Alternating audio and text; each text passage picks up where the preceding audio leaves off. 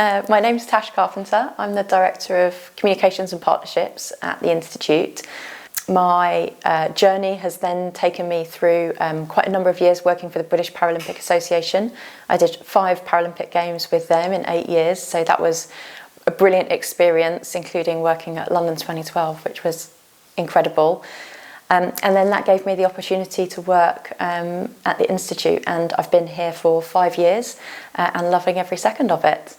The Institute itself looks after quite a number of Olympic and Paralympic sports that you might see on your screens every 4 years. We do offer a number of performance support services, including nutrition, and we're obviously delighted to be a partner of nutritionists.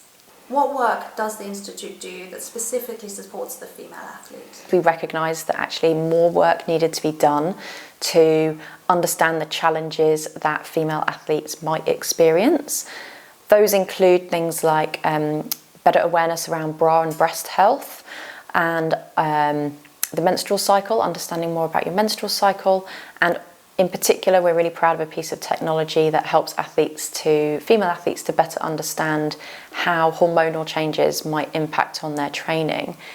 We've taken a really deliberate decision to make that about female athlete health and performance. We obviously want to have massive impact on female athletes. We want them to feel that we are experts in this area and that they are getting the support that they feel that they need and want. And that will be different for different athletes. Some athletes will want specific support in certain areas. Some athletes will already be really happy with their programs and won't feel that they need it.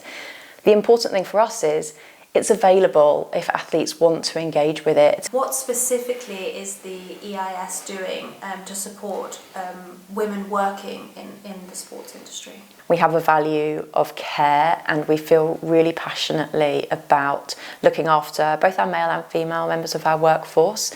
But we recognise that there are certain challenges that our female workforce will face that are unique to them. Things like the menopause, things like coming back from maternity leave. And it's really important that our female workforce feels supported in those particular phases of their life. They're really challenging for lots of reasons, and we really want to make sure that we're doing what we can to support them. You're obviously a new mum. Congratulations. Yeah, thank you. Can you sort of talk me through how you felt supported and what that experience has been like for you returning to work? Obviously, having my baby has been an amazing experience. But inevitably it can be challenging, and you have good days and bad days, both when you're on mat leave and now returning to work. It's quite emotional on days when you're struggling for whatever reason, and what's brilliant about working at the Institute is that there's a really caring environment. That's something that is invaluable. It makes a massive difference to me on a day-to-day basis. That doesn't mean it's easy.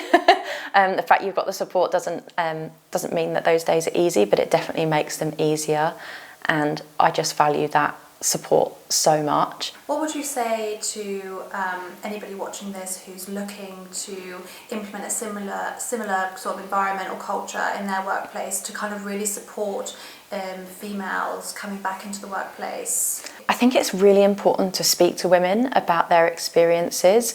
It's really easy to write policies, I think, but actually making sure that you've spoken to people who've gone through certain experiences and using that to inform how you want to support others is really important. We have a philosophy about putting people at the heart of performance, and we feel really strongly that that should apply not just to the athletes that we support, but actually to our own people as well. You need to be able to understand and care for people around you in order to then expect them to be able to perform on a day-to-day basis.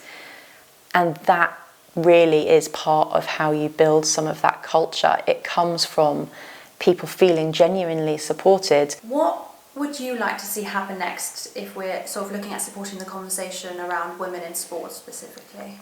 Milestones like International Women's Day are a great opportunity for an industry to reflect on how far they've come, but also how much progress there still is to make.